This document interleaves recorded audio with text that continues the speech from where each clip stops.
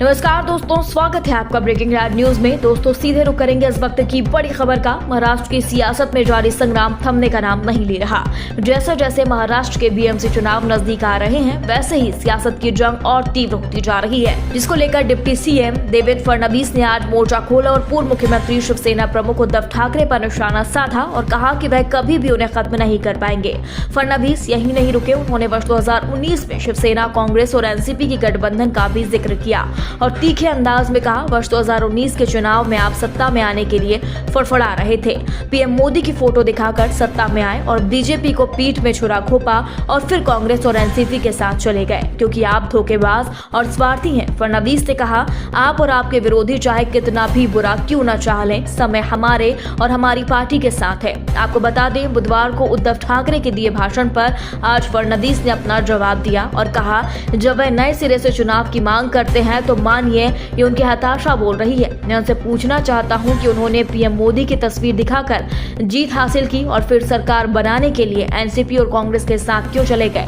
अगर ऐसा ही था तो उन्होंने फिर चुनाव क्यों नहीं करवाए? आप सीधे सरकार बनाने क्यों गए? दोस्तों, एकनाथ शिंदे के विद्रोह के बाद राज्य में उद्धव ठाकरे सरकार को गिराने के चलते वेदांत फॉक्सकॉन सौदे को लेकर एक बार फिर से महाराष्ट्र में राजनीतिक खींचतान तेज हो चुकी है। बताया जा रहा है कि करोड़ों रुपए का यह सौदा गुजरात ले जाया गया।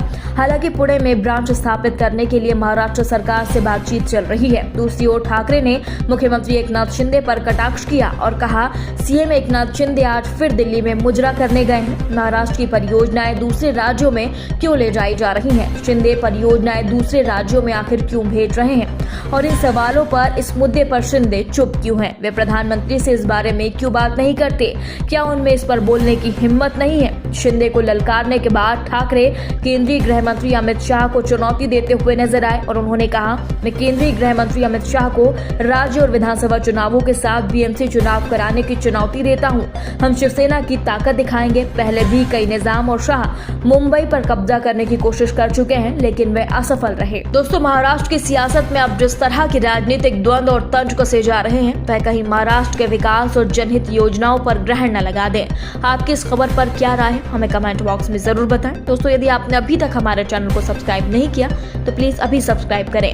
खबर अच्छी लगने पर लाइक शेयर करना ना भूलें। अगली ताजा खबर के साथ हम एक बार फिर आपसे मिलेंगे। तब तक के लिए नमस्कार, जय हिंद।